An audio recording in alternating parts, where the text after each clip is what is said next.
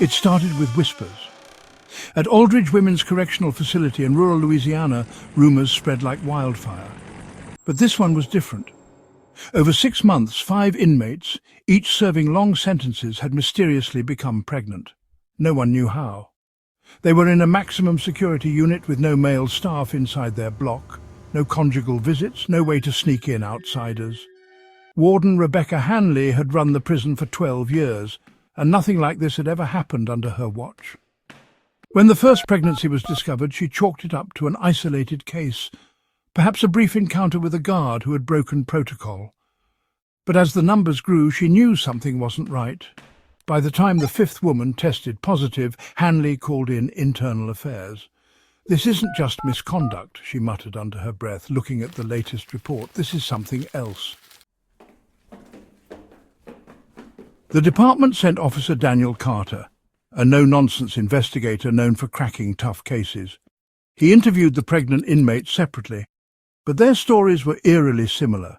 They had no idea how they had gotten pregnant.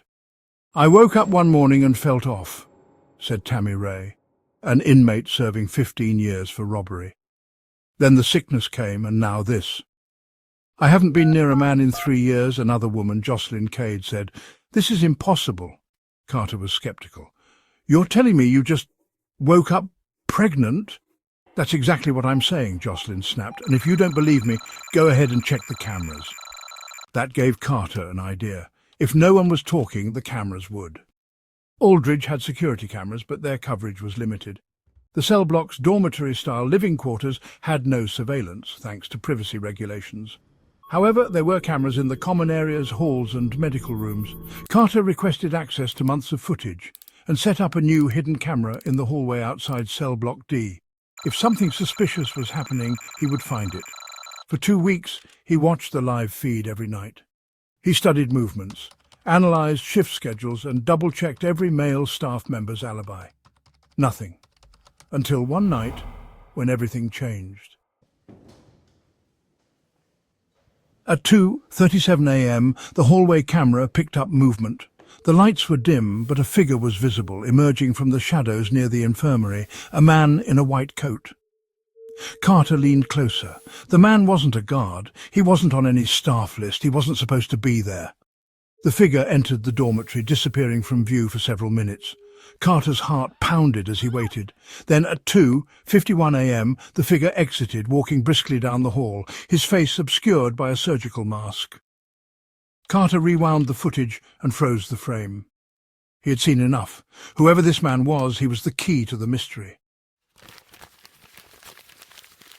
Carter didn't alert the warden right away. Instead, he dug deeper. After tracing back logs and checking access records, he found something chilling. Aldridge had an infirmary, but the prison outsourced specialized medical care to a private clinic, Orion Health Services. Carter checked their employee records. One name stood out: Dr. Victor Lawn. Dr. Lawn had once been a fertility specialist. He had lost his medical license 5 years ago due to unethical experiments on unwitting patients. He had vanished from public records since then, and now he had resurfaced inside Aldridge. Carter confronted Warden Hanley.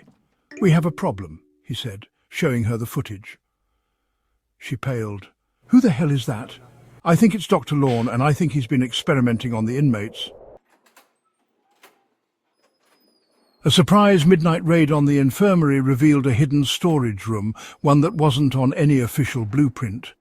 Inside, investigators found a chilling set-up syringes, fertility drugs, and a cabinet full of medical records. Each file belonged to one of the pregnant inmates, but the most disturbing discovery was inside a locked drawer.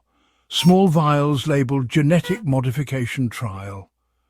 Carter read the notes with growing horror. Dr. Lawn hadn't just impregnated the women, he had engineered the pregnancies. The notes suggested that Lawn had been injecting the inmates with a modified embryo, experimenting with an advanced fertility procedure. The goal? Unknown. But one thing was clear: these women hadn't conceived naturally. They had been chosen. Authorities launched a full-scale investigation. Dr. Lawn had disappeared before they could arrest him, but his disturbing work was undeniable.